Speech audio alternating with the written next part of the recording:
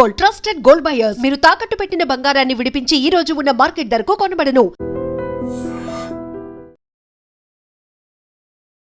నమస్తే, welcome to I Dream inside politics with కవిత.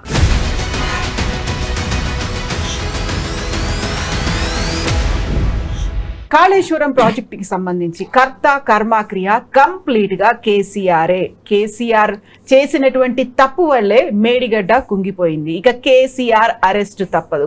ఈ మధ్య కాలంలో వినిపిస్తున్నటువంటి వార్తలు, విశ్లేషణలు ఇవి. యాక్చువల్ గా పీసీ ఘోష్ కమిషన్ నివేదికలో ఏముంది, దాని మీద కేబినెట్ ఎలాంటి నిర్ణయం తీసుకోబోతోంది, ఆ ముగ్గురి అరెస్ట్ తప్పదా, వీటి గురించి మాట్లాడుకుందాం. మనతో పాటుగా ఉన్నారు పొలిటికల్ అనలిస్ట్ ప్రకాష్ గారు.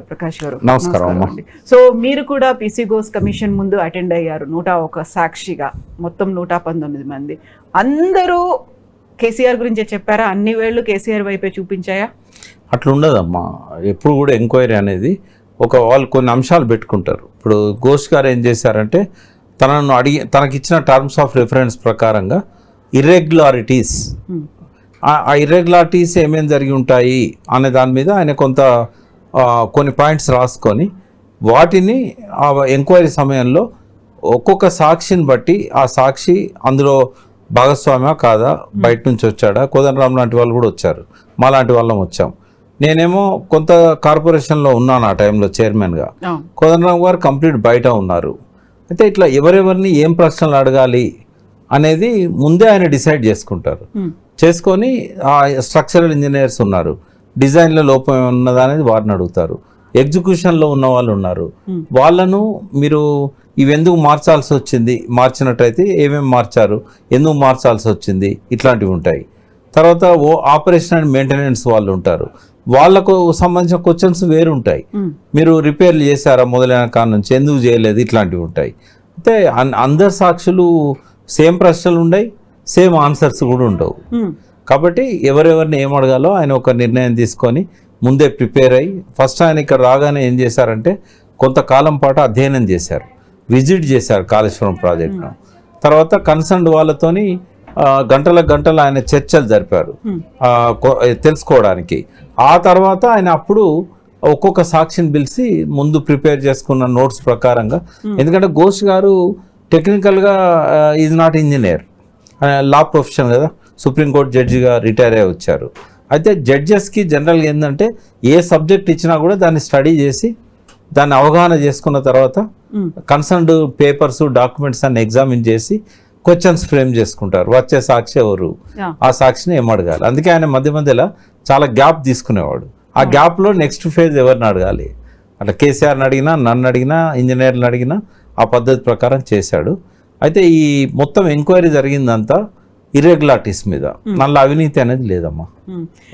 ఇన్ని ఇర్రెగ్యులారిటీస్ జరిగినప్పుడు నిర్మాణానికి సంబంధించి డిజైన్ దగ్గర నుంచి ఎక్కడ ఏది ఆపాలి, ఎంత ఎత్తు పెంచాలి, ఎక్కడ కంట్రోల్ చేయాలి, ఎన్ని పిల్లర్లు ఉండాలి, ఎన్ని గేట్లు ఉండాలి, ఇవన్నిటికీ నిర్ణయం తీసుకుంది కేవలం కేసీఆర్ మాత్రమే అనే దాంతో పాటుగా అక్కడికి అటెండ్ అయినటువంటి ఐఏఎస్ అధికారులు కావచ్చు, ఉన్నత స్థాయి అధికారులు కావచ్చు, దీంతో పాటుగా అక్కడ పనిచేసినటువంటి ఈఎన్సీలు అందరూ కూడా కేసీఆర్ ఏం చెప్పారో అది మాత్రమే మేము చేశాము అనే మాట చెప్పారనేది నిజం కాదా? అది ఆయన ఏం చేశారంటే ఓపెన్ ఎంక్వైరీ చేశారమ్మా. ఎక్సెప్ట్ కేసీఆర్, ఆయన 115వ సాక్షి 16వ సాక్షి, ఆయన ఒక్కడు మాత్రం నేను ఈ రిపోర్టర్స్ ముందట నేను అటెండ్ గాను, క్లోజ్డ్ డోర్ ఎంక్వైరీ కావాలన్నాడు. ఇన్ కెమెరా అంటాం, ఆయన ఒక్కని వరకు ఇన్ కెమెరా చేశారు. హరీష్ రావు గారిని కానీ, రాజేందర్ని కానీ, మమ్మల్ని కానీ, మొత్తం సాక్షులందరూ 118 మంది సాక్షులను ఓపెన్గా మీడియా ముందే ఎంక్వైరీ చేశారు. అయితే వారు ఎంక్వైరీలో మీడియా వాళ్ళు అబ్జర్వ్ చేసింది ఏంటంటే ఆయన అడిగిన ప్రశ్నకు వీళ్ళు ఇచ్చిన సమాధానం. అయితే వీళ్ళు కొంతమంది ఇంజనీర్స్ ఏం చెప్పారు, కేసీఆర్ చెప్తే మేము చేసాము అని అన్నారు. అది వీళ్ళు రాసుకున్నారు కాబట్టి వీళ్ళు ఏమనుకుంటారు, కేసీఆర్ గారే దోషి, కేసీఆర్ చెప్తేనే చేసినాం అన్నారు కదా, కాబట్టి ఇక్కడ ఇర్రెగ్యులారిటీ జరిగిందో లేదో ఘోష్ గారు తేల్చాలి, కానీ జరిగింది అని వీళ్ళు అంటారు. ఇంజనీర్లు కూడా అవును అక్కడ పొరపాటు జరిగిందని చెప్తారు. కాబట్టి కేసీఆరే దోషి అని వాళ్ళ అవగాహన ప్రకారంగా వాళ్ళు పత్రికలలో కానీ టీవీలలో కానీ వాళ్ళు చెప్తున్నారు. కాదమ్మా, అట్లా జరగదు. ఇప్పుడు నేను లా ప్రొఫెషన్ నుంచి వచ్చాను, జనరల్గా ఏం చేస్తారంటే ఉదాహరణకు ఇంజనీర్ చెప్తాడు నీళ్లు వదలాల్సి ఉండే కానీ కేసీఆర్ గారు రైతులకు అవసరం ఉంది మీరు నీళ్లు వదలొద్దు అన్నారు. ఎండాకాలంలో మేము 1 నెలన్న నీళ్లు వదిలి లోపాలు ఏమైనా ఉంటే సరి చేసుకోవడానికి మాకు అవకాశం ఉండాలి. బట్ కేసీఆర్ గారు మాకు వద్దని అన్నారు కాబట్టి మేము నీళ్లు వదలలేదు. దానివల్ల కింద కొంత బొంగ ఏర్పడ్డది, రిపేర్ చేయలేకపోయినాం అని అన్నారు. ఓవన్ టైం సంబంధించిన ఇంజనీర్ ఇది అన్న తర్వాత వీళ్ళు ఏమనుకుంటారు, ఇంకా కేసీఆర్ దోషి, బొంగ అనేది పడ్డది అని చెప్పేసి. అయితే ఘోష్ గారు ఏమో ఆలోచిస్తారు, ఆయన ముందట రాతపూర్వకంగా ఇన్స్ట్రక్షన్స్ ఉండాలి. ఉన్నాయా? లేవు. ఎందుకు లేవు అని అంటే ఘోష్ గారిని ఘోష్ గారు అడిగినప్పుడు వాళ్ళు ఓరల్గా చెప్పారు, ఓరల్ ఇన్స్ట్రక్షన్లు ఇచ్చాడు, మాకు రిటర్న్గా లేవు అన్నారు. ఏదైనా సాక్ష్యం ఉందా అంటే ఏది లేదు. కోర్టుకు కావాల్సింది, న్యాయస్థానానికి న్యాయ విచారణకు కావాల్సింది సాక్ష్యాలు లేనప్పుడు ఘోష్ గారు ఏం చేస్తారు? ఇప్పుడు ఎంతమంది చెప్పినా కూడా కేసీఆర్ గారు చెప్తే మేము చేశామని, అది అధికారుల తప్పు అవుతుంది తప్ప వాళ్ళ తప్పు కాదు. చెప్పారా లేదో కూడా తెలియదు కదా. కాకపోతే అక్కడ సీఎం హోదాలో ఉన్నటువంటి ఒక వ్యక్తియే ఆదేశాలు జారీ చేస్తే సార్ మీరు రిటర్న్ గా ఇవ్వండి, సంతకం పెట్టి ఇవ్వండి, స్టాంప్ వేసి ఇవ్వండి అని అయితే అనలేరు కదా. వీళ్ళు కూడా తప్పించుకోవడానికి ఆయన పేరు చెప్పొచ్చుగా. వీళ్ళ నెగ్లిజెన్స్ వల్ల కూడా అనుకుందాం, నేను వాళ్ళని బ్లేమ్ చేయట్లేదు, తప్పు కూడా పట్టట్లేదు. ఒకవేళ నిజంగానే అయితే ఒక అధికారి ఏం చేయాలంటే రాతపూర్వక ఆదేశాలు ఇస్తే తప్ప ఆయన పాటించకూడదు. ఎవరైనా అంతే. ఎందుకంటే మనకి ఎగ్జాంపుల్స్ ఉన్నాయి. రాజశేఖర రెడ్డి గారు 2004 నుంచి 2009 దాకా ముఖ్యమంత్రిగా ఉన్నారు. వారి పాలనలో జరిగిన అక్రమాల మీద, వారి మరణానంతరం జరిగిన ఎంక్వైరీలో బీపీ ఆచార్య గారు, శ్రీలక్ష్మి గారు వీళ్ళంతా సిన్సియర్ ఆఫీసర్స్. కానీ ముఖ్యమంత్రి చెప్తే చేశాము, ఆయన చనిపోయాడు, డినై చేశాడు. అటువంటిప్పుడు బలయ్యేది ఎవరమ్మా? అధికారులే అవుతారు. మరి అది కేసీఆర్ గారు అన్నారా తెలియదు, వీళ్ళు పోయి చెప్పారా తెలియదు, దానికి ఎవిడెన్స్ కూడా లేదుగా. బట్ దీని మీద ఉన్నటువంటి డౌట్లు వీటన్నిటిని క్లియర్ చేయాల్సింది ఐదర్ పీసీ ఘోష్ కమిషన్కి సంబంధించి పీసీ ఘోష్ గారైనా చెప్పాలి, అందులో ఏముంది అనేది ప్రభుత్వమైనా చెప్పాలి, లేదు ఆయన ఆదేశాలు ఇచ్చారా లేదా అనేది ఆ టైంలో సీఎంగా ఉన్నటువంటి కేసీఆర్ అయినా చెప్పాలి. వాళ్ళేమో మాకు ఆదేశాలు మౌఖికంగా ఇచ్చారని వాళ్ళు చెప్పారు కొంతమంది, కేసీఆర్ గారిని ఫిక్స్ చేయడానికి. కేసీఆర్ గారేమో నేను ఏమి ఇచ్చినా కూడా రిటర్న్ గానే ఉంటది కదా, ఓవరాల్ గా ఎవరేం చెప్పినా నాకు సంబంధం లేదని చెప్పారు. ఆన్ రికార్డ్ అంతే, ఇంకేముంటది. సో ఇప్పుడు అధికారులు ఏమో సీఎం చెప్పింది చేశామంటున్నారు, సీఎం ఏమో నేను ఆదేశాలు ఇవ్వలేదు అనే మాట అంటున్నారు. ముఖ్యమైన నిర్ణయాలు ఎప్పుడు కూడా మౌఖిక ఆదేశాలతోని చేయకూడదు. బలయ్యేది ఎవరు? అధికారులే అవుతారు, బాధ్యులు వాళ్ళే అవుతారు. గతంలో కూడా ఒక క్యాబినెట్ డెసిషన్ తీసుకుంది కాళేశ్వరానికి సంబంధించి అనేటువంటి ఒక మాట కూడా వినిపించింది. తీసుకున్నారు, రాటిఫై చేశారు. అంటే ఏ ప్రాజెక్టుకైనా ముందు డిపిఆర్ ఇవన్నీ వచ్చిన తర్వాత ఆలస్యం కాకుండా ఉండటానికి త్వరగా రకరకాల టెండర్స్ కావచ్చు, బిడ్స్ ఇట్లాంటివన్నీ చేస్తుంటారు. బట్ ఇక్కడ క్యాబినెట్ దాన్ని ఆమోదించిందా లేదా అనేది తర్వాత రాటిఫై చేశారా లేదా అనే దాన్ని బట్టి ఉంటుంది. అయితే మరి రేవంత్ రెడ్డి గారు మినిట్స్ ఏవైతే సబ్మిట్ చేశారో ప్రభుత్వం తరఫున, అందులో వాళ్ళు ముందు క్యాబినెట్ డిసిషన్ తీసుకోలేదు, ఈ తర్వాత రాటిఫై చేసినట్టుంది అని వచ్చింది. కావచ్చు, తప్పేమున్నది. ఏ డిసిషన్ అయినా ముందు తీసుకోవాలని ఏం లేదు. అక్కడ ఏమైనా తప్పబట్టినా కూడా దానికి పనిష్మెంట్ ఏముండదు. ఆ టైంలో ఉన్నటువంటి సిఎస్ కావచ్చు, లేకుంటే ఇరిగేషన్కి వర్క్ చేసినటువంటి అటు ఎస్కే జోషి గారు, ఇటు స్మితా సబర్వాల్, దాంతోపాటుగా ఈఎన్సీలు, మిగతా వాళ్ళతో పాటుగా అటు సీఎం, ఆ తర్వాత ఆ శాఖ మంత్రి, రెవెన్యూ శాఖ మంత్రి, వీళ్ళందరి మీద చర్యలు తప్పవు అనేటువంటి వార్తలు, విశ్లేషణలు ఏమంటారు? ఫస్ట్ ఏంటంటే ఇర్రెగ్యులారిటీస్ ఏమన్నా ప్రూవ్ అయినాయా? అక్కడ ప్రూవ్ అయ్యే అవకాశమే లేదు. నంబర్ 1 నేను చెప్తాను మీకు, ఇది కొంచెం డీటెయిల్గానే చేద్దాం. ఫస్ట్ ఏంటంటే తుమ్మిడిహట్టి నుంచి షిఫ్ట్ చేయడానికి కేసీఆర్ చెప్తే చేశామన్నారు. అక్కడ కేసీఆర్ గారు ఏం చెప్తారు? సిడబ్ల్యూసి చెప్తే నేను చేశాను అంటాడు. దానికి ఆధారం ఉంది. సిడబ్ల్యూసి చెప్తేనే మేము మళ్ళీ ఆల్టర్నేట్ సైట్స్ చూసాము అని చెప్పడానికి సిడబ్ల్యూసి లెటర్ సాక్ష్యం సబ్మిట్ చేశారు ఆయన. నేను అటెండ్ అయినప్పుడే కనీసం ఒక 1500-2000 పేజీల డాక్యుమెంట్స్ నేనే ఇచ్చాను. ఫస్ట్ సాక్షిని నేను, అంటే కాళేశ్వరాన్ని సమర్థించే మొట్టమొదటి సాక్షిని అప్పుడే ఇచ్చాను నేను.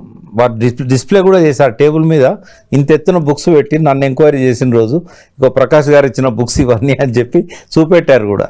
కాబట్టి వారికి అసిస్ట్ చేశాను ఈ విధంగా. వారి దగ్గర లేని కూడా నేను సబ్మిట్ చేశాను. వారికి క్లారిటీ వచ్చింది. ఎందుకంటే సిడబ్ల్యూసీనే చెప్పింది. ఎందుకు చెప్పిందమ్మా, 148 ఎత్తు కంటే ఎక్కువ పెంచను అనేది పేపర్లలో వచ్చింది. కేసీఆర్ గారు బర్త్డే రోజు కూడా పోయి ట్రై చేశారు. విద్యాసాగరరావు గారు కూడా ఎంత ట్రై చేసినా కాలేదు అక్కడ. ఆ విద్యాసాగరరావు గారు గవర్నర్గా ఉన్నారు. అయితే ఎట్టి పరిస్థితుల్లో ఫడ్నవీస్ వెనక్కి తగ్గనన్నాడు 148కి. అప్పుడు ఏమైతే రిజర్వాయర్ కెపాసిటీ 5.6 టీఎంసీలకు వెళ్ళి 1.8 టీఎంసీకి పడిపోతుంది. 1.8 టీఎంసీలో మనకు వచ్చే ఫ్లో ఏదైతున్నదో 165 టీఎంసీలు అనుకుందాం. కాసేపు వెదిరే శ్రీరామ్ చెప్పినట్టుగా అవైలబుల్ వాటర్ 165 ఉంది. అందులో ఏం రాశారంటే perceived flows of upper states, అంటే పైన వాళ్ళు వాడుకోకపోవడం వల్ల ఈ ఫ్లో ఉంది, వాళ్ళు వాడుకుంటే ఇది రాదు, ముందు ముందు వస్తుంది అన్న గ్యారంటీ లేదని రాశారు వాళ్ళు. సరే, వారు అన్నట్టు 165 టీఎంసీలే ఉన్నది అనుకుందాం. దాని నుంచి మనం లిఫ్ట్ చేసుకోవడానికి స్టోరేజ్ లేదు. 1.8 టీఎంసీ అని అంటే వచ్చిన నీళ్ళు వచ్చినట్టు జంప్ అయి వెళ్ళిపోతూ ఉంటాయి నదిలో. కాబట్టి అక్కడ మనం పొయ్యే వాటర్లోకి వెళ్ళి లిఫ్ట్ చేసుకోవాలి. మ్యాక్సిమం ఎంత చేసుకోగలుగుతామంటే ఇంజనీర్లు చెప్పి 2 ప్రాంతాల ఇంజనీర్లు చెప్పిన దాని ప్రకారమే మహారాష్ట్ర అండ్ తెలంగాణ 148 ఎత్తులో కేవలం 44 టీఎంసీలు. అంటే ప్రాణహిత చేవెళ్ళ ఒరిజినల్ ప్రాజెక్ట్కి ఏమో 16,40,000 ఎకరాలకు నీళ్ళు ఇవ్వాలి. 30 టీఎంసీలు హైదరాబాద్కి ఇవ్వాలి. తర్వాత ఇంకొక 15 టీఎంసీలు దాదాపుగా ఎన్ రూట్ విలేజెస్తో పాటుగా ఇండస్ట్రియల్ వాటర్ సప్లై ఎన్టీపీసీకి ఇవ్వాలి. 40 టీఎంసీలు ఇదే ఉంది. మరి 16,40,000 ఎకరాలకి ఇవ్వాలంటే మినిమం 164 టీఎంసీలు కావాలి. ఇది కాక సెకండ్ ఏంటంటే వీటితో పాటుగా ఉద్యమ కాలంలో నిజాం సాగర్ ప్రతి సంవత్సరం ఎండిపోతూ ఉంది, సింగూరు ఎండిపోతూ ఉంది. పైనుంచి మంజీరా మీద మహారాష్ట్ర 32 బ్యారేజీలు కట్టింది, కర్ణాటక 5 బ్యారేజీలు కట్టింది. ఇవి నేనే బయట పెట్టాను 2002లో. అవి ఆపలేకపోయింది చంద్రబాబు నాయుడు కానీ తర్వాత రాజశేఖర రెడ్డి కానీ. నీళ్ళు వస్తలేవు, వచ్చినట్టు వాళ్ళు లిఫ్టులు ఈ బ్యారేజీల దగ్గర 2 దిక్కుల లిఫ్టులు పెట్టుకొని వాళ్ళు తీసుకుపోతాను. సింగూరుకు నీళ్ళు వస్తలేవు, దాని కింద 40,000 ఎకరాల ఆయకట్టు ఉంది. నిజాం సాగర్ కింద 2,31,000 ఎకరాల ఆయకట్టు ఉంది. తర్వాత శ్రీరామ్ సాగర్ ఎప్పుడో ఒకసారి నిండుతూ ఉంది. ఫస్ట్ ఫేజ్కే నీళ్ళు సరిగా పోవట్లేదు, సెకండ్ ఫేజ్కు పోయే అవకాశమే లేదు. అప్పర్ మానేరు ఎండిపోతూ ఉంది. ఇవన్నీ చూసిన తర్వాత కేసీఆర్ ఏం చేశారంటే కొత్త ఆయకట్టుకు కూడా డిమాండ్స్ ఎక్కువ వచ్చినాయి. కేసీఆర్ వచ్చినాక 18,25,000 ఎకరాలు కొత్త ఆయకట్టు, 18,75,000 ఎకరాలు పాత ఆయకట్టు, అంటే 37 లక్షల ఎకరాలు ఇంకా డిమాండ్స్ వచ్చాయి. ఉదాహరణకు బాల్క సుమన్ ఆయన ఏం చేశాడు, ఆ పైన మేడిగడ్డ నుంచి అన్నారం వరకు సుందిళ్ళ దాకా కూడా అవతల వైపు అన్నారం మేడిగడ్డ దగ్గర ఇది ఉంటుంది, ఏది చెన్నూరు నియోజకవర్గం ఉంటుంది అదర్ సైడ్. నాకు కావాలని నీళ్ళు అన్నాడు. అక్కడ 3 లిఫ్టులు పెట్టారు. అంటే ఇంకా పెట్టలేదు, అడ్మినిస్ట్రేటివ్ శాంక్షన్ అయింది. అక్కడ 1,00,000 పైన ఎకరాలకు 3 స్టేజీల పంపుల ద్వారా నీళ్ళు ఇవ్వాలనుకున్నారు. ఇట్లా యాడ్ చేసినాయి కలిపితే ఎంత అయినా తెలుసా, 45 lakhs ఎకర్స్, అంటే 450 టీఎంసీలు కావాలి వాటికి. ఆడ అవైలబుల్ ఉన్నది 284 మేడిగడ్డ దగ్గర. ఫ్లడ్ వచ్చినప్పుడే తీసుకోవాలి. అంటే మరి 44 టీఎంసీలు ఏం చేయాలి తుమ్మిడేటి దగ్గర? అందుకని కేసీఆర్ ఏం చేశారంటే 44 మనం ఏం చేసుకోలేము, దాని బదులు పైన వార్దా మీద కనుక బ్యారేజ్ కట్టుకుంటే 2 కిలోమీటర్ల పైన అక్కడ నుంచి ఒక 20 టీఎంసీలు తీసుకోవచ్చు. నేరుగా అదివరకే తవ్విన కాలువలు ఉన్నాయి రాజశేఖర రెడ్డి గారు పీరియడ్లో, ఆ కాలువలకు సప్లై చేయొచ్చు అని చెప్పేసి అది చేశాడు. తుమ్మిడేటిని జరపడం తప్పు కాదు, పాపం కాదు.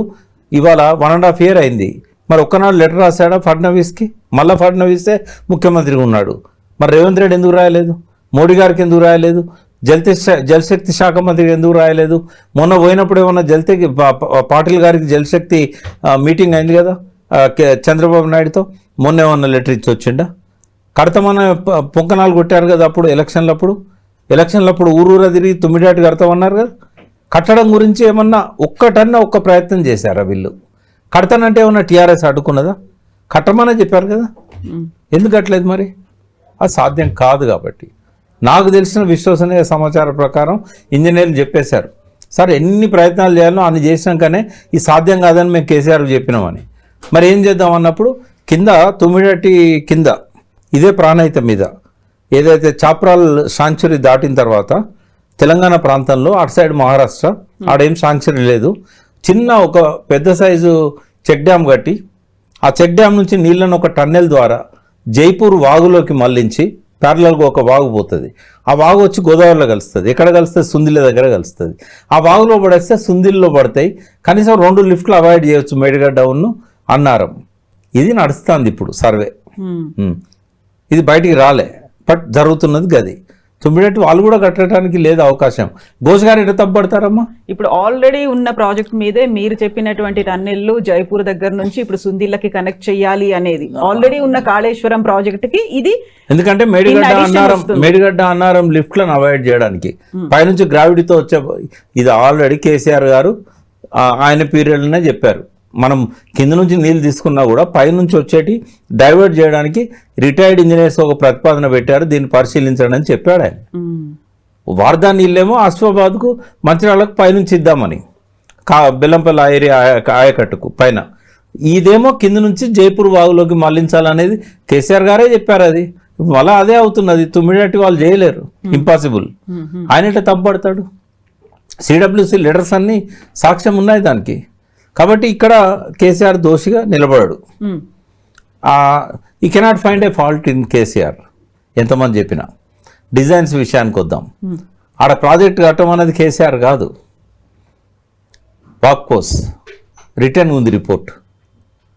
వాప్కోస్ ఇచ్చిన రిపోర్ట్ ఆధారంగా ముఖ్యమంత్రి డిసిషన్ తీసుకున్నాడు. అది ఆయన తప్పెట్లయితే వ్యాప్కోసే ఇచ్చారు, డబ్బులు కట్టి వ్యాప్కోస్తోని సర్వే చేయించాం. సర్వే చేసిన కాడ కట్టాలన్నా ఎక్కడ కట్టాలి? నిజంగానే వాళ్ళు చెప్పిన దగ్గర కట్టకపోతే కేసీఆర్ తప్పు అవుతుంది. వాళ్ళు చెప్పిన దగ్గర కడితే ఆయన తప్పు ఎందుకు అవుతుంది? ఒక్కనాడు రాలేదు ఆయనే. ఒక్కనాడు రానప్పుడు ఆయనకు బాధ్యత ఎట్లుంటుంది? ఇప్పుడు వాప్కోస్ కావచ్చు, లేకపోతే ఎల్ఎన్టీ కావచ్చు, ఇవన్నీ కూడా ఏవి తెర మీదకి ఆ పేర్లు రావట్లేదు, వాళ్ళ పాత్ర రావట్లేదు. కేవలం కేసీఆర్ చెప్పడం వల్లే మేము చేశాము అనే మాట.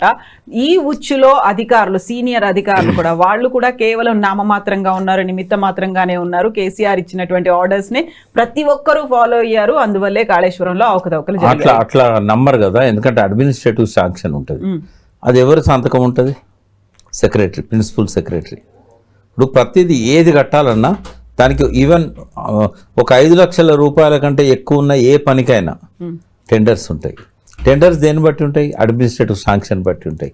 అడ్మినిస్ట్రేటివ్ శాంక్షన్లో బడ్జెట్ ఉంటుంది, ఈ ప్రొసీజర్ ఉంటుంది, ప్రిన్సిపల్ సెక్రటరీ సంతకం ఉంటుంది, ఫైనాన్స్ క్లియరెన్స్ ఉంటుంది. కేసీఆర్ ఒక్కడు ఎట్లా బాధ్యుడవుతాడు? ఇదంతా ఉంటుంది కదా. అంటే పరిపాలన గురించి అనుభవం లేని వాళ్ళు ఏదైనా మాట్లాడతారు. ఇంజనీర్లు ఏం చెప్తారు? డిజైన్ ఎవరు చేశారు అంటే మా సిడిఓ చేశారంటారు. సిడిఓ ఇప్పుడు కేసీఆర్ మీద ఆరోపణలు ఏమొచ్చినాయో కూడా నేను చెప్తాను. నంబర్ 1 ఏంటంటే సిడిఓ నరేందర్ రెడ్డి అని సిడిఓ ఉండే, ఆయన ఏమన్నాడు, నాకు సరిపోని సమయం ఇవ్వలేదు, తొందరగా కావాలని చెప్పి కేసీఆర్ ఒత్తిడి చేశాడు అన్నట్టు. ఒత్తిడి చేయడంలో తప్పేముందమ్మా? అప్పటికి 3 నెలలు 4 నెలలు ఆయన దగ్గర ఉంది. అడిగాడు ఘోష్ గారు, నీ దగ్గర ఎప్పుడు ఇచ్చారు నీకని. 4 months కిందనే డేట్ చెప్పాడు ఆయన. మరి ఒత్తిడి చేసిండు అంటే చేయడా? ఒక ముఖ్యమంత్రికి ఆత్మహత్యలు ఆపాలని ఉంటుంది, నీళ్లు తొందరగా రావాలని ఉంటుంది, పనులు తొందరగా కావాలని ఉంటుంది. లేట్ అయినా కొద్ది స్టీల్ ఖర్చు పెరుగుతుంది, సిమెంట్ ఖర్చు పెరుగుతుంది. డిజైన్ కాడనే రోజుల కొద్ది నెలల కొద్ది పెట్టుకోవచ్చా? కాకపోతే అక్కడ జరగాల్సినటువంటి భూసార పరీక్షలు కావచ్చు, స్టెబిలిటీ అనేది ఇవన్నీ తప్పు. నేను ఇసుక ఉన్న నేలలో ఎలా కట్టారు? బ్యారేజీలు ఇసుక నేలనే కడతారు, వాళ్ళకి తెలియదు. మన దౌర్భాగ్యం ఏంటంటే, సార్ తెలియకపోవడం తప్పు కాదు, మాలాంటి వాళ్ళము ఆ తప్పురా బాబు నువ్వు సరి చేసుకో అంటే కూడా నెలల కొద్ది మాట్లాడాడు రేవంత్ రెడ్డి. ఒక రేవంత్ రెడ్డి కాదు, చాలామంది పేర్లు చెప్పాను, చాలామంది ఎంపీలు మాట్లాడారు, మినిస్టర్లు మాట్లాడారు. వీళ్ళకు బ్యారేజ్కి డ్యాముకి తేడా తెలియదమ్మా. అంటే కొంతమంది విశ్లేషకులకు కూడా తెలియదు. మన దగ్గర నాకు బాధ అనిపిస్తుంది, మిలియన్స్ ఆఫ్ సబ్స్క్రైబర్స్ ఉంటారు, వాళ్ళు కూడా అట్లే మాట్లాడతారు. నాగార్జున సార్ ఎట్లుంది, శ్రీశైలం ఎట్లుంది చెక్కు చెదరకుండా అంటే అవి డ్యామ్స్. అవి డ్యామ్స్ ఏమో రాతి పునాది మీద కడతారు, ఇవేమో ఇసుక ఉన్న దగ్గరనే కడతారు. ఇవి హ్యాంగింగ్ స్ట్రక్చర్స్. ఇవి వీటికి గట్టి భూమి దొరికేదాకా తవ్వరు. బ్యారేజ్ అంటేనే అది. అయితే తెలంగాణలో ఎన్నడూ బ్యారేజ్ కట్టలేదమ్మా, ఒక్కనాడు కూడా. బ్యారేజీలు కట్టిన అనుభవం తెలంగాణకు లేదు. బ్యారేజీలను చూసిన అనుభవం తెలంగాణ వాళ్ళకు ధవళేశ్వరం చూసినప్పుడు, ప్రకాశం బ్యారేజ్ చూసినప్పుడు ఉంటే ఉండొచ్చు. కానీ అన్ని దిక్కుల బ్యారేజీల కింద రాతి పునాదో లేకపోతే గట్టి పునాదో ఉండాలని ఏం లేదు. అందుకే సీకెండ్ పైల్స్ అనేటి ఆడ షీట్స్ బదులు సీకెండ్ పైల్స్ వేశారు, కొద్దిగా లోతుకుంటే బాగుంటుంది అని చెప్పి. అది తెలుగుకి ఇష్టం వచ్చినట్టు మాట్లాడారు. అది కూడా కేసీఆర్ తప్పు కాదు. ఎలాంటి వాళ్ళు ముందు షీట్ పైల్స్కే పోయారు. పని జరుగుతున్న క్రమంలో అవి బెండ్ అయినాయి. ఎందుకు అవుతున్నాయి అని అంటే ఇక్కడ షీట్ పైల్స్ కింద ఇసుకనే కాకుండా మొరం ఉన్నది, దీనివల్ల అవి పోతలేవు కిందికి, కాబట్టి షీట్ పైల్స్ బదులు సీకెంట్ పైల్స్ పెట్టాల్సి వస్తుంది అని చెప్పారు. అయితే అవన్నీ ఘోష్ గారి ముందు చెప్పారు వాళ్ళు, ఎందుకు మారాల్సి వచ్చిందో కూడా చెప్పారు. అది ఆయన టెక్నికల్గా దాన్ని స్టడీ చేసి ఆ తప్ప ఒప్ప ఇర్రెగ్యులారిటీ అనేది డిసైడ్ చేస్తాడు. తర్వాత 1800 కోట్లతో ముందు డిపిఆర్లో వైప్ కోసం మేడిగడ్డ గురించి ప్రతిపాదించింది. డిపిఆర్ రాసేటప్పుడు అదివరకు ఉన్న అంచనాలను బట్టి ఇక్కడ ఇంత లెంత్ ఉన్నది, ఇన్ని పిల్లర్స్ వస్తాయి, దీనికి ఇంత సిమెంట్ అవుతుంది, దీనికి ఇది అవుతుంది అని చెప్పి రాస్తారు. ఎప్పుడు కూడా డిపిఆర్లో ఉన్నట్టుగా ఫీల్డ్ మీద ఉండదు, మారుతుంది. 4000 కోట్లు దాటింది ఖర్చు. దాన్ని చాలామంది తప్పు పట్టారు బయట. 1800 కోట్లది 4000 కోట్లకు పెంచిండంటే 150 రెట్లు తిన్నాడు అని, 150% పెన్షన్లు, అదంతా కేసీఆర్ ఇంట్లోకే పోయిందని మాట్లాడతారు. అంటే అక్కడ ఉన్న సమస్యలు షీట్ పైల్స్కు సీకెంట్ పైల్స్కు తేడా ఉంటుంది బడ్జెట్లో. రెండవది, అక్కడ గోదావరి అనేది బాగా ఫ్లాష్ ఫ్లడ్స్ వచ్చే నది, ప్రపంచంలోనే అత్యంత ఎక్కువ వేగంగా వరద నీరు వచ్చే నది అది. దాన్ని తట్టుకునే విధంగా డిపిఆర్ చేసేటప్పుడు వ్యాప్కోస్ ఏం చేశారు, జనరల్గా బ్యారేజ్లు కట్టినప్పుడు ఎట్లా ఖర్చు ఉంటుందో దాన్ని బట్టి వేశారు. ఇక్కడ ఇంజనీర్స్ ఏం చేశారు, ఈ వేగాన్ని తట్టుకోవాలంటే ఇక్కడ ఎక్కువ కాంక్రీట్ ఉండాలి, ఎక్కువ స్టీల్ వాడాలి, ఇంకా మందం ఎక్కువ ఉండాలి, ఇట్లాంటివన్నీ వాళ్ళు సజెస్ట్ చేశారు. మళ్ళీ రీసర్వే చేశారు, చేసినప్పుడు బడ్జెట్ పెరిగింది. రెండవది, డిపిఆర్ చేసినప్పుడు జిఎస్టీ అనేది లేదు, తర్వాత జిఎస్టీ 18% అయింది, అది అడిషనల్ బర్డెన్. అంటే ఒక్క జిఎస్టీ 1800 కోట్ల మీద 18% అంటే పెద్ద అమౌంటే కదా అది. రెండవది, అక్కడ పియర్స్ వీళ్ళు లెక్కేసిన దానికంటే ఎక్కువ అవసరమైనవి. తర్వాత అవతల నుంచి వచ్చే కొన్ని స్ట్రీమ్స్ని డైవర్ట్ చేయడానికి మళ్ళీ అక్కడ స్ట్రక్చర్స్ కట్టాల్సి వచ్చింది, ఈ డైవర్షన్ స్ట్రక్చర్స్. ఇట్లాంటి ఒక 10-15 కారణాలున్నాయమ్మా ఎందుకు పెరిగింది మేడిగడ్డ ఖర్చు అని. ఇంత ఓపికగా వీటిని వినే అవకాశం విలేకరులకు ఉండదు, ఆ లిటరేచర్ వీళ్ళకి అందుబాటులో ఉండదు. కానీ ఘోష్ గారికి ఖచ్చితంగా ఇవన్నీ వాళ్ళు సబ్మిట్ చేస్తారు. చేసినప్పుడు ఎందుకు 7 సార్లు ఎక్స్టెండ్ చేయాల్సి వచ్చింది, ఇవన్నీ స్టడీ చేయడానికి ఆయన టైం తీసుకున్నాడు. కాబట్టి ఇంత ఈజీగా ఇది కేసీఆర్ జైలు పంపేదో, హరీష్ రావుని జైలు పంపేదో ఏది కాదు ఇది. దీనిలో మీకు తెలుసా, కనీసం నాకు తెలిసి వారి మీద కామెంట్స్ కూడా ఉండవు ఘోష్ గారి రిపోర్ట్లో. వీళ్ళ మీద శిక్షార్హులు అని చెప్పి, లేకుంటే వీళ్ళ మీద ఎంక్వైరీ చేయండి, వీళ్ళ మీద విచారణ జరపండి అని చెప్పి ఈ ఇంజనీర్ల మీదనే వస్తుంది. ఇప్పుడు విజిలెన్స్ కమిటీ రిపోర్ట్లో 17 మంది ఇంజనీర్ల మీద చర్య తీసుకోండి అని రాశారు. ఎన్డీఎస్ఏ వాళ్ళు రాసిన రిపోర్ట్లో కారణం ఇదని చెప్పకుండానే కొంతమంది అశ్రద్ధ కారణం అని చెప్పి కొన్ని తప్పులు వాళ్ళు తీశారు. ఈ ఘోష్ గారు కూడా వారు ఇచ్చిన దాన్ని కూడా స్టడీ చేస్తారు కదా, చేసినప్పుడు దాని మీద డిపెండ్ అవుతాడు ఆయన. కాబట్టి వీళ్ళు చెప్పినంత ఈజీగా ఈ కేసీఆర్ను కేసు పెట్టేదో జైలు పంపేదో ఏది ఉండదమ్మా. ఇప్పుడు ఓవరాల్గా అన్ని 100 పేజీల రిపోర్ట్లో ఇన్ని రోజుల పాటు జరిగినటువంటి సాక్షులకి సంబంధించి ఆ ప్రశ్నలు, ఆ విచారణ అదే ఉంటుందా, లేకపోతే ఒక కంక్లూషన్స్ కూడా ఉంటాయా, ఇందువల్ల ఇది జరిగి ఉంటుంది, ఇందువల్ల కుంగిపోయి ఉంటుంది అనేది ఒక సైంటిఫిక్గా కూడా ఇవ్వాల్సినటువంటి అవసరం ఉంటుంది కదా. అది ఈయనకు బాధ్యత లేదమ్మా, అది ఈయన ఇయ్యలేడు కూడా. ఎన్డీఎస్ఏకు ఉంటుంది, అది ఎన్డీఎస్ఏ ఇయ్యలేకపోయింది. ఆయన చాలా రోజులు వెయిట్ చేశాడు కదా, ఎన్డీఎస్ఏ రిపోర్ట్ ఇస్తారేమో. ఇప్పటి వరకు కాళేశ్వరం కారణాన్ని ఎవ్వరూ నిర్ధారించలేదు. ఐజాన్ టుడే ఈ మేడిగడ్డ కుంగింది అంటే ఇది కారణము అని. తర్వాత బాంబులు పెట్టి పేల్చారని నేను ఒక ఆరోపణ చేశాను, అది కాదు అని కూడా ఎవరు ఖండించలేదు. అది కాదని చెప్పడానికి కూడా ఆధారాలు లేవు, అవును అని చెప్పడానికి కూడా ఆధారాలు లేవు. సర్కమ్స్టాన్షియల్ ఎవిడెన్స్ ప్రకారంగా నేను ఒక నిర్ధారణకు వచ్చాను. దాన్ని కేటీఆర్ గారు కూడా సమర్థించారు, అయి ఉండొచ్చు. మేము కూడా ఉండొచ్చు అని అంటున్నాం, ఉన్నది అని చెప్పట్లేదు. మరి దాన్ని రూల్ అవుట్ కూడా చేయడానికి లేదు. అది బాంబు కారణం కాదని చెప్పడానికి లేదు, అవును అని చెప్పడానికి లేదు. మరి ఇప్పటి వరకు నిర్ధారణ చేయలేదు. అయితే ఇప్పుడు ఫామ్ హౌస్లో కేసీఆర్ కూడా కూర్చొని తన సహచరులతో లేకపోతే కీలకమైనటువంటి వ్యక్తులతో చర్చిస్తున్నారు అన్నట్టుగానే ప్రభుత్వం కూడా కేబినెట్ భేటీ జరుపుతోంది. దీనికి సంబంధించే మాట్లాడుతున్నారు. ఏం చేయాలి నెక్స్ట్, కేసీఆర్ మీద చర్యలు తీసుకోవాలా, ఎవరి మీద చర్యలు తీసుకోవాలి? యాక్చువల్గా పీసీ ఘోష్ కమిషన్ ఇచ్చినటువంటి నివేదికలో ఏముంది, ఆ వివరాలు కూడా ఇప్పటిదాకా బయటికి రాలేదు కదా అఫీషియల్గా. అసలు ఇప్పుడు కేబినెట్ మీటింగ్ జరుగుతుంది, నేను ఖచ్చితంగా చెప్పగలుగుతా ఆ రిపోర్ట్ కూడా వీళ్ళకి ఎవరికి అర్థం కాదు. ఎందుకలా? వీళ్ళకి ఎవరికి తెలియదు కదమ్మా. బ్యారేజ్ ఏందో డ్యామ్ ఏందో తెలియదు, సెకండ్ పైల్స్ ఏందో స్ట్రీట్ పైల్స్ ఏందో తెలియదు, ప్రభుత్వం ఇచ్చిన ఇన్స్ట్రక్షన్స్ ఏంది, వాళ్ళు చెప్పిన సాక్ష్యం ఏంది. ఇప్పుడు 1000 పేజీలు స్టడీ చేయాలంటే కనీసం ఒక నెల రోజులు పడుతుంది.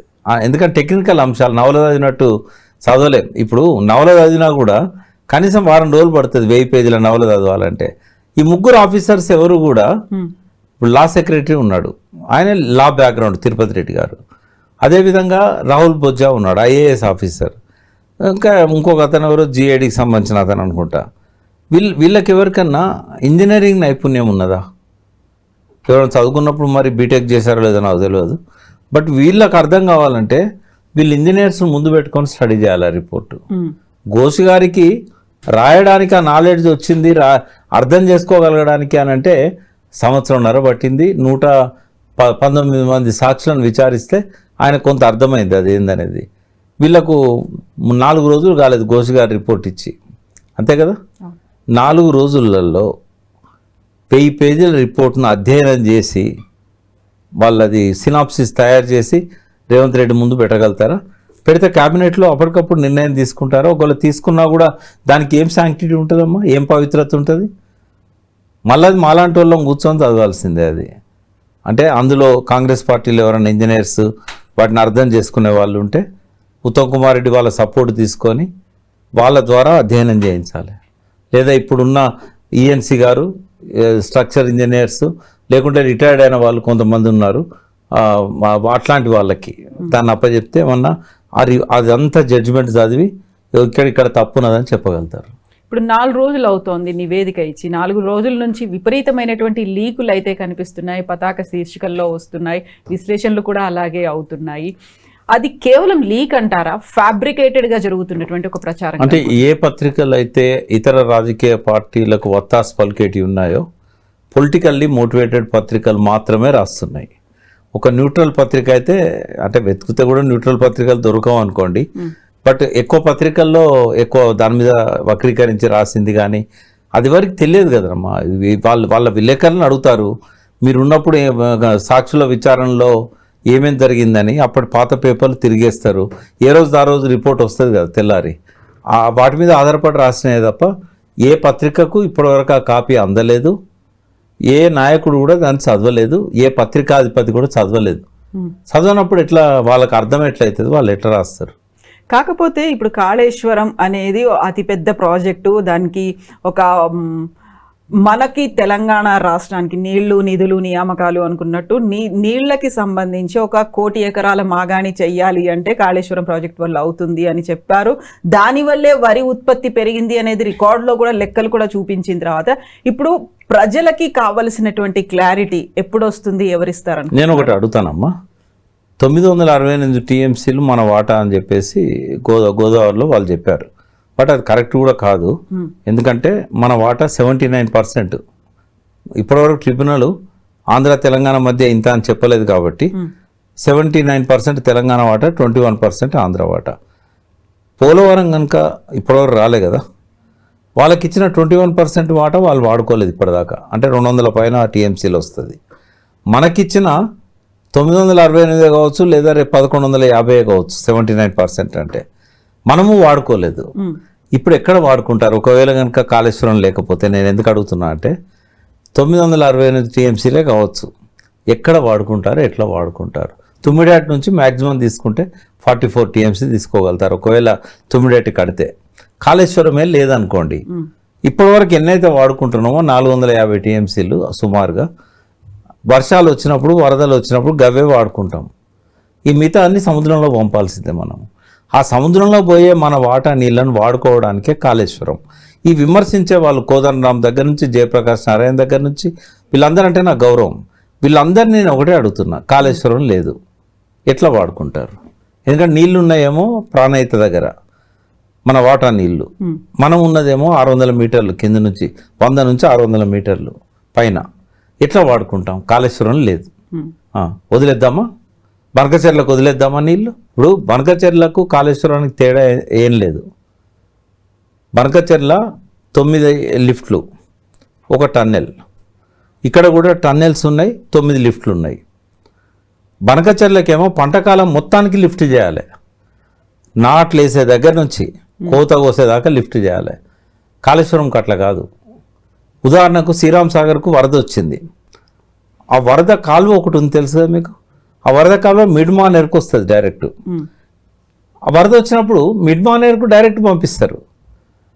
మిడ్మానేర్కు అన్నారం మన మేడిగడ్డ నుంచి పోవాలంటే కన్నెపల్లి పంప్ హౌస్లో పంపులు ఆన్ చేయాలి, అన్నారంలో పంపులు ఆన్ చేయాలి, సుందిళ్ళలో పంపులు ఆన్ చేయాలి. ఎల్లంపల్లి పడేసినాక సొరంగం ద్వారా నందిమేడారం పంప్ హౌస్లో పోతుంది. అక్కడ నుంచి గాయత్రి పంప్ హౌస్లోకి వస్తుంది. గాయత్రి పంప్ హౌస్ నుంచి మిడ్మానేరు పోతాయి. అంటే 5 పంపులు ఆన్ చేస్తే తప్ప, బాహుబలి పంపులు అవి కూడా మిడ్మానేరుకు రావు. ఒకవేళ వరద వచ్చింది అనుకో శ్రీరామ్ సాగర్, డైరెక్ట్ పోతాయి కదా. ఈ 5 పంపులు ఆన్ చేయరు కదా. ఆన్ చేయనప్పుడు వాటికి బిల్లులు ఎక్కడి, కరెంటు బిల్లులు ఎక్కడి? వీళ్ళు లెక్క చేస్తారు, ఎకరానికి ₹1,00,000, 25,000 రూపాయలు అని జయప్రకాష్ లాంటి వాళ్ళు. నేనేమంటున్నా, వరద వచ్చింది ఈ సంవత్సరం, శ్రీరామ్ సాగర్ గేట్లు తెరుస్తారు రేపు ఎల్లుండో. మొన్న 3 సంవత్సరాలు తెరిచారు, బిల్లు వచ్చిందా కాళేశ్వరం పంపులది? అది స్టాప్ గ్యాప్ అరేంజ్మెంట్. ఇంకా క్లియర్గా చెప్తా, నదుల అనుసంధానం బాగా చర్చనీయాంశమైంది కదా. దానికి బెనిఫిట్ కాస్ట్ రేషియో ఉంటుందమ్మా. ఇప్పుడు కావేరీ బేసిన్కు ఎక్కడెక్కడి నుంచి నదులను తీసుకొచ్చి కావేరీ బేసిన్లో కలుపుతారు. ఉదాహరణకు ఛత్తీస్గఢ్లో ఉన్న ఉపనదుల నీళ్ళని గోదావరిలోకి వస్తాయి, ఇంద్రావతి తర్వాత ఒరిస్సా నుంచి శబరి ద్వారా వస్తాయి. ఇవన్నీ కలిపి కృష్ణాలో కలుస్తాయి, కృష్ణా నుంచి బనకచెర్ల పోతాయి, బనకచెర్ల నుంచి కావేరీకి పోతాయి. ఇదంతా కాస్ట్ విపరీతంగా అవుతుంది కదా. కావేరీ పోయిన తర్వాత కొత్త ఆయకట్టు ఏమైనా ఉంటుందా? కావేరీ ఇదివరకు ఉన్న ఆయకట్టుకు నీళ్లు సరిపోతలేవని కదా నదుల అనుసంధానం. మరి దీనికి కాస్ట్ బెనిఫిట్ రేషియో ఉంటుందా నదుల అనుసంధానానికి? మరి ఇది కూడా ఇప్పుడు చాలా రాష్ట్రాలల్లో ఒక నది నుంచి ఇంకో నదికి నీళ్ళని తీసుకెళ్తున్నారు, ఉపనదులు. ఉదాహరణ మహారాష్ట్ర ఉంది. మహారాష్ట్రలో వేణుగంగా గోదావరి బేసిన్లో ఉంది, నల్గంగా ఇంకో బేసిన్లో ఉంది, కృష్ణా బేసిన్. వేణుగంగ నుంచి నల్గంగకు నీళ్ళని తీసుకుపోతున్నారు. అక్కడ అది నదుల అనుసంధానం కిందికి వస్తుంది. తర్వాత నర్మదా నుంచి సాబర్మతి, 2 గుజరాత్లోనే ఉన్నాయి. నర్మదా నుంచి సాబర్మతి తీసుకుపోయి సస్యశ్యామలం చేశారు, అది నదుల అనుసంధానం కిందికి వస్తుంది. ఇట్లా ఒక 100కు పైన ఈ ఒకే రాష్ట్రంలో ఉన్న నదులను పరస్పరం కలిపినప్పుడు ఏ ఇబ్బంది లేదు వాళ్ళకు. సెంట్రల్ నుంచి ఫండ్స్ కూడా ఇస్తున్నారు, వాళ్ళకి అనుమతులు ఇస్తున్నారు. దాన్ని ఎవడు క్వశ్చన్ కూడా చేస్తలేడు. మరి మనకేం పుట్టిందమ్మా? ఇప్పుడు మనం కలుపుతున్నది నదుల అనుసంధానం కాదా? ఇవాళ ప్రాణహిత నీళ్ళను గోదావరిలో వేస్తున్నాం మేడిగడ్డ దగ్గర. జాగ్రత్త వినండి, ప్రాణహిత నుంచి వచ్చిన వరదను గోదావరిలో కలుపుతున్నాం. గోదావరిలోకి వెళ్ళి కన్నెపల్లి పంప్ హౌస్ నుంచి లిఫ్ట్ చేసి ఎక్కడికి పంపుతున్నాం? మిడ్మానేరు పంపుతున్నాం. అంటే ఇక్కడ 3 నదులు ఇన్వాల్వ్ అయినాయి. 1 ప్రాణహిత, 2 గోదావరి, 3 మానేరు. మానేరు నుంచి మంజిరాకు పంపుతున్నాం, సింగూరు, నిజాం సాగర్. అంటే ఇది 4 ఉపనదుల అనుసంధానం. ఒక ప్రధాన నది, 3 ఉపనదులు. మరి సాబర్మతి నర్మదా లాగా దీన్ని ఎందుకు చూడరు? వేణుగంగా నల్గంగా లాగా ఎందుకు చూడరు? ఈ నదులు అనుసంధానం చేసినప్పుడు ఆ నది ద్వారా నీళ్ళు అందకపోతేనే కదా దీని నుంచి సప్లిమెంట్ చేసేది. ఇది ఒక సపరేట్ ప్రాజెక్టా? ఇప్పుడు మేడిగడ్డ దగ్గర ఆయకట్టు ఉందా? ఇప్పుడు అంటే ఏదో వాళ్ళు అక్కడ ఎమ్మెల్యేలు గొడవ చేస్తుండని బాల్క సుమన్ కోరిక మేరకు 1,00,000 ఎకరాలకు నీళ్ళు ఇవ్వాలని చెప్పేసి అన్నాడు. ఇప్పుడు వివేక్ను ఒక ప్రశ్న అడుగుతాను నేను. అది ఆల్రెడీ అడ్మినిస్ట్రేటివ్ శాంక్షన్ దాదాపుగా ఒక 1,600 కోట్లకు వచ్చింది. బిడ్డింగ్ అంటే టెండర్స్ పెట్టాలి. ఆ టైంలో గవర్నమెంట్ మారింది. ఇవాళ మేడిగడ్డను ఎత్తేయాలంటున్నారు కదా కాంగ్రెస్ ప్రభుత్వం, రిపేర్ చేయాలంటున్నారు. దీనివల్ల చెన్నూరు రైతులకు నష్టం జరుగుతున్నది. సుమన్ను ఓడించి నిన్ను గెలిపించినందుకు, అప్పటికప్పుడు బీజేపీలోకి వెళ్ళి వస్తే నీకు పట్టం కట్టినందుకు, 50,000 40,000 మెజారిటీ ఇచ్చినందుకు నువ్వు ఇవాళ వాళ్ళ ప్రాజెక్ట్ రద్దు చేసి వాళ్ళ పుట్ట మీద కొడతావా అని నేను మంత్రి వివేక్ గారిని అడుగుతున్నా. అంటే వీళ్ళు మేడిగడ్డను సరిగ్గా అర్థం చేసుకుంటే అసలు 45 లక్షల ఎకరాలకు అది నీళ్లను సప్లిమెంట్ చేసే స్కీమ్ అది. నిజంగానే వరదలు వచ్చినాయి అనుకోండి, కాళేశ్వరంలో పంపులే ఆన్ చేయరు. కాళేశ్వరం నుంచి మొదలుపెట్టి గాయత్రి పంప్ హౌస్ దాకా ఏ బాహుబలి పంపులు కూడా ఆన్ కావు. ఒకవేళ వరద కాలం నుంచి నీళ్ళు రాలేదు, కడెంకు పైన 7 నదులు ఉన్నాయి, నదులు అంటారు దాన్ని. ఆ 7 నదుల నుంచి ఎప్పటికీ ఫ్లడ్ వస్తుంది. అది ఎల్లంపల్లికి వచ్చింది అనుకోండి, ఎల్లంపల్లి నుంచి డైవర్ట్ చేస్తే ఈ 3 పంపులు ఆన్ చేయాల్సిన అవసరం లేదు. కన్నెపల్లి, అన్నారం, సుందిల్ల. ఇది ఆన్ చేయకుండానే కడెం నుంచి ఎల్లంపల్లికి వస్తాయి, ఎల్లంపల్లి నుంచి నందిమేడారం, నందిమేడారం నుంచి గాయత్రి, గాయత్రి నుంచి మిడ్ మానేరు. అంటే 2 ఆల్టర్నేటివ్స్ ఉన్నాయి ఆల్రెడీ. అవి రాకపోతేనే అప్పుడు మనం అన్నారం నుంచి, సుందిల్ల నుంచి, మేడిగడ్డ నుంచి నీళ్ళు ఎత్తుకొసుకుంటాం. ఇప్పుడు బోల్డ్ అన్ని కన్ఫ్యూజన్స్ ఉన్నాయి. ఎందుకంటే ఒక ప్రతిపక్షం, ప్రభుత్వం, కమిషను, ఆ తర్వాత వస్తున్నటువంటి విశ్లేషణలు, ఇవన్నీ కన్ఫ్యూజన్స్ ఉన్నాయి. వీటన్నిటి ఈక్వాలిటీ ఏంటంటే రాజకీయం. ఎస్. సో ఈ రాజకీయాలు పక్కన పెడితే కాళేశ్వరానికి సంబంధించి నిజంగా బెనిఫిట్ అయిందా, అవకతవకలు జరిగాయి, దాంట్లో అక్రమాలు కూడా జరిగాయి, వీటన్నిటికి సంబంధించినటువంటి ఒక క్లియర్ పిక్చర్ అనేది ఎప్పుడు వస్తుంది? ఇట్స్ అన్ యాక్సిడెంట్ అమ్మా, వాళ్ళు ఏం తేల్చలేదు అనుకోండి, దీని వెనకాల సబెటోజ్ లేదు, కుట్ర లేదు, నేను అన్నట్టు బాంబ్ బ్లాస్ట్ లేదు, రూల్ అవుట్ చేయనియండి, ప్రమాదము అవుతుంది. ఒకవేళ కుట్ర లేకపోతే ఏమవుతుంది? ప్రమాదము అవుతుంది. ప్రమాదం అంటే it's a act of God. Accident is equal to act of God. మా డిక్షనరీ మీనింగ్ అది. కావాలని చేస్తారమ్మా ఎవరన్నా ప్రమాదం? కావాలని పిల్లల్ని ఊళ్ళగొడతారా ఎవరన్నా? అటువంటిప్పుడు ఏమవుతుంది? ప్రమాదం కిందికి వస్తుంది. ప్రమాదం ఎందుకు జరిగింది, అందులో నెగ్లిజెన్స్ ఏమైనా ఉన్నదా, ఏ ఇంజనీర్ది ఉన్నది, ఎవరన్నా చేయాల్సిన పనులు చేయలేకపోయినా అది బయటికి తీస్తారు. బయటికి తీసినప్పుడు వాళ్ళకి శిక్ష తప్పదు. బట్ ప్రభుత్వంలో ఉన్న పెద్దలకు ఎప్పుడు సంతకాలు చేసే క్యాబినెట్ మీటింగ్లో అప్రూవల్ ఇస్తారు తప్ప వాళ్ళు ప్రతి పని మీద వాళ్ళు సంతకాలు పెట్టరు, సెక్రటరీ చేస్తాడు సంతకం. కాబట్టి ఆల్వేస్ రూల్ చేసే వాళ్ళు సేఫ్. ఏమైనా తప్పులు చేస్తే అధికారులు బలవుతారు. ఓవరాల్ ఇన్స్ట్రక్షన్లతోని ఎవరు కూడా ఇంపార్టెంట్ పనులు చేయకూడదు. బట్ అదే మంచి జరిగితే మాత్రం క్రెడిట్ అంతా ప్రభుత్వానికి పోతుంది, చెడు జరిగినా ప్రభుత్వానికే పోతుంది. ఉదాహరణకు రజాకారులు చేసిన ఊచకోతకు నిజాం బాధ్యుడేంటి కదా, నిజాంకి ఏమైనా సంబంధం ఉందా రజాకారులకు? ఏం సంబంధం లేదు. కాకపోతే వాళ్ళను స్వయం సేవకులు అని చెప్పి కాసిం రజ్వీ చేసినప్పుడు ఒక నిఘా పెట్టి నిజంగానే స్వయం సేవ చేస్తుండ్రా, ఊచకోత వస్తుండ్రా అని అసమర్థుడు నిజాం. అందుకని ఆయన బాధ్యత వహించాల్సి వచ్చింది. ఇక్కడ కేసీఆర్ గారు కూడా ఆయన కట్టినప్పుడు ఏదైతే దృష్టి పెట్టాడో 3 షిఫ్ట్లల్లో కాళేశ్వరం కట్టడం, ఇదంతా కూడా ఆయనేం ఇంజనీర్ కాదు కదా. అయితే ఆయనకు అప్డేట్ చేయడంలో ఇంజనీర్లు ఫెయిల్ అయ్యారు. ఉదాహరణకు మే నెలలో నీళ్ళను ఖాళీ చేసి ఏమన్నా రిపేర్లు అవసరమా లేదా అనేది పరిశీలించాలి. వీళ్ళకు ఆయన దగ్గరికి పోయే ధైర్యమే ఉండదు. ఒకవేళ పోదామనుకున్న అపాయింట్మెంట్ దొరకలేదా? ఈఎన్సీలకైతే ఆయన ఎన్నడూ అపాయింట్మెంట్ ఇవ్వకుండా లేడు. ఈఎన్సీలకు ఫోన్ కాంటాక్ట్ ఉంటుంది సీఎం గారితో. మరి ఎక్కడ జరిగింది పొరపాటు అనేది వాళ్ళు చెప్పాలి అంతే.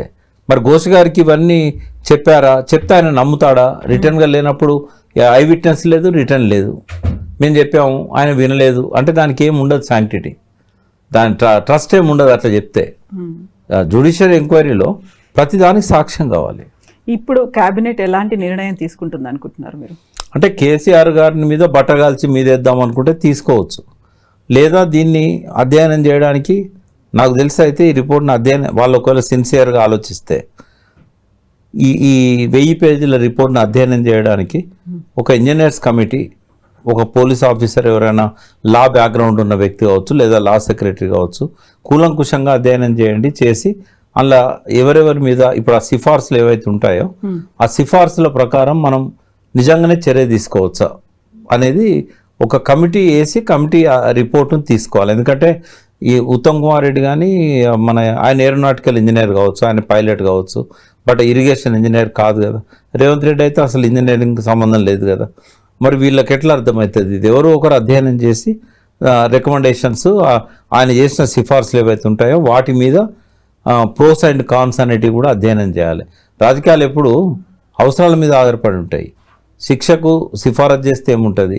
ఇంకోటి శిక్ష తీసుకోమని ఎవరు కూడా జ్యుడిషియరీ కమిషన్ సజెస్ట్ చేస్తుంది అంతే, దానికి మ్యాండేటరీ కాదు అది. ఇప్పుడు ఘోష్ గారు ఇచ్చిన ఏ సిఫారసు అయినా ఇట్స్ నాట్ మ్యాండేటరీ. చర్యలు తీసుకోండి. మీకు తెలుసా చాలా కమిషన్ రిపోర్ట్స్ని అసలు వెలుగు చూడకుండా తొక్కేశారు. రాజారావు కమిషన్ వెనకట ఎప్పుడో వేశారు. అంటే ఇవన్నీ కూడా ఏంటంటే 100% మ్యాండేటరీ ఏం కాదు, ప్రభుత్వానికి సిఫార్సులే. ప్రకాష్ గారు, థ్యాంక్ యూ సో మచ్ అండి. Thank you. నిజంగా ప్రస్తుతం ఉన్నటువంటి సమాజం దేనికి ప్రయారిటీ ఇస్తుంది? ఆర్థిక సంబంధాల చుట్టూ మాత్రమే తిరుగుతోంది. మళ్ళీ ఎన్నికలంగానే చాలా విరక్తి కలుగుతాను. మంచి అనిపిస్తుంది కదా, లేడీస్ కూడా ఛాలెంజింగ్ జాబ్స్ చేసినప్పుడు చాలా బాగుంటది. ట్రాఫిక్ అసిస్టెంట్స్ గా నియమించిన ట్రాన్స్జెండర్స్ అందరితో సాల్యూట్ చేయించుకుంటున్నారు. ఫుడ్ డెలివరీ ఇవ్వటానికి వెళ్ళినటువంటి డెలివరీ బాయ్ అనిల్ పై కళ్ళ ముందు పెళ్ళండి